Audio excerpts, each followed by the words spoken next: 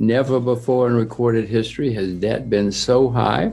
Unfortunately, the United States is the largest debtor nation in world history. No nation, I don't like saying any of this, Jake. I'm an American citizen, voter, taxpayer like you, but it's the highest debt that any nation in the history of the world has ever had. I knew for many years that America was building up its debt. I knew that our politicians were incompetent and out of control, but no, I never expected it to go this high before a collapse. We will have a collapse someday because history shows it always happens, but I never expected to get this high. Theory going around now called MMT, more money today. They say, don't worry, we'll just print it. We'll just print it. There's not a problem at all. So if you listen to them, you should not worry at all. However, I have read a little history and I've been around a while, and I know that throughout history, when you build up gigantic debts, eventually it leads to a crisis or a semi-crisis. We had a problem in 2008, as you remember. Well, since then, Jake, the debt has skyrocketed. All over even China now has a lot of debt. China helped bail out the world in 2008, but even China now has a lot of debt. So it's going to be a big mess. Okay, so let's say we have a new Bretton Woods. What are they going to do? You wipe out the debt? Well, there are a lot of creditors who are not going to be particularly happy if they wipe out the debt. Endowments, insurance companies, pension plans, are not going to be very happy if all of a sudden they found out the debt is wiped out. What's the answer? And that's the problem right now, because the debt is the highest level ever in recorded history. And to repeat, America is the single largest debtor nation in world history. It's never happened like this before. So when will this end? I don't know. I'm not very good at market timing. At the moment, markets around the world are skyrocketing, nearly all markets. But that always comes to an end eventually. I'm not shorting anything right now, but I can see bubbles starting to form in some assets. So this is it's always in. Jake, I've been to this movie. I've seen this movie before. I know how it ends. I don't know when it's going to end, but I know in the next couple of years it's going to end, and it's not going to be fun. It is certainly happening all over the world. America's not the only. I mean, we apparently, according to the numbers, have been hit worse by the virus than any other nation, and who knows if the numbers are valid or not. But it's certainly gotten worse and has not helped anybody. There are many companies, families, countries that are suffering, and it's not, unfortunately, it's not over yet. At least in most places, it's not over yet. You can come up with a universal basic income. I'm sure everybody, it sounds wonderful. But Jake, who's going to pay for it? Where's the money going to come from? That's my question again.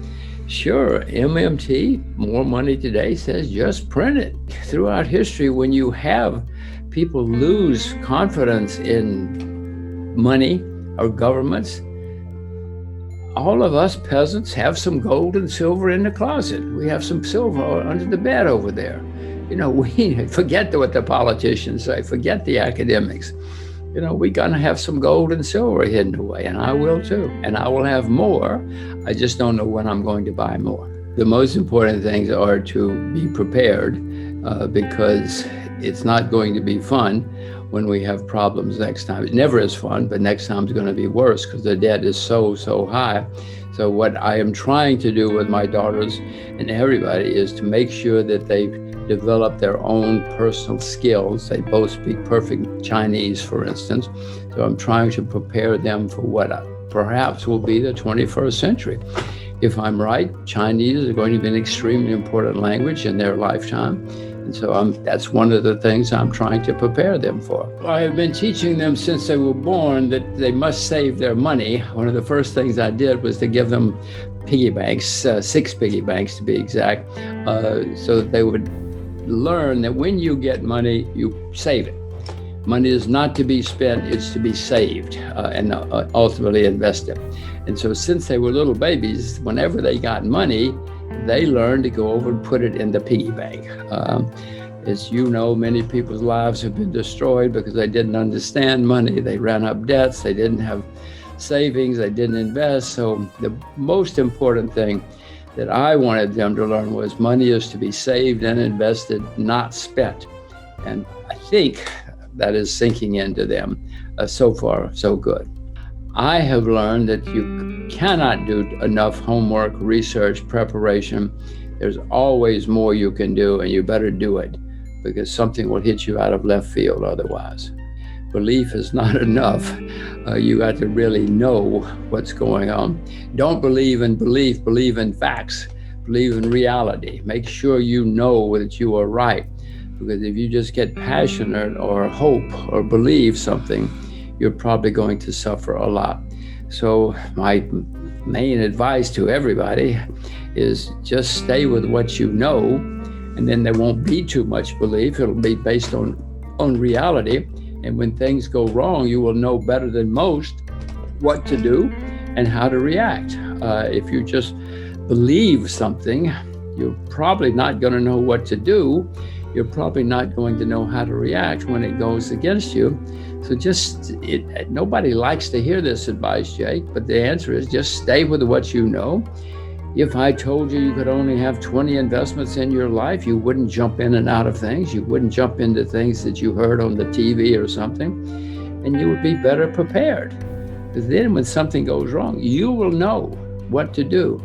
Simple guy like me who's just researching it, et cetera, will not know nearly as much as you do, because you know, I hope you know a lot more about it, and that's how you become successful. Nobody wants to hear that, Jake. It's too boring. But if you want to be successful, be boring. Whenever there are hard times, people look for easy answers. Socialism and communism, great story. It sounds wonderful. We have tried. Mr. Marx was around over 150 years ago. It was a good story, very good story. A lot of people liked it, and a lot of people tried it. But in the last 150 years, we have found out it doesn't work, nor does socialism work. So, sure, but people who, first of all, don't have the experience or don't read history or don't see what's really happened, love the story. But I can tell you, Jake, and given human nature, since it's a good story and it's an easy story, more people will try it when things get really bad, or try MMT, more money today. Any good story, easy story, people will try because they think, oh, that'll save us. Unfortunately, there's no free lunch. This is just human nature I'm talking about. You don't have to go around the world to know about human nature. You read some history, if nothing else, and people will look for the easy answer. And no, I know it's not going to work. And I know it'll make it worse in the end. If you look at America in the past 15 years, people just printed and spent and borrowed huge amounts of money. After 2008, everybody said, okay, this is the only thing we can do. We have to borrow a lot of money and spend a lot of money and print a lot of money. It's the only way to save us. Fools like me said, wait a minute, guys, it's going to make it worse in the end. It's going to make it much worse in the end. It's good to be old. I don't have to worry about how this is going to wind up. It's not a good time to be young, Jake, because all the young people, people like you, are going to be facing huge, gigantic debts and problems over your lifetime. And it's not going to be an easy answer. You may try easy answers like 2008, but in the end, somebody has to pay the price.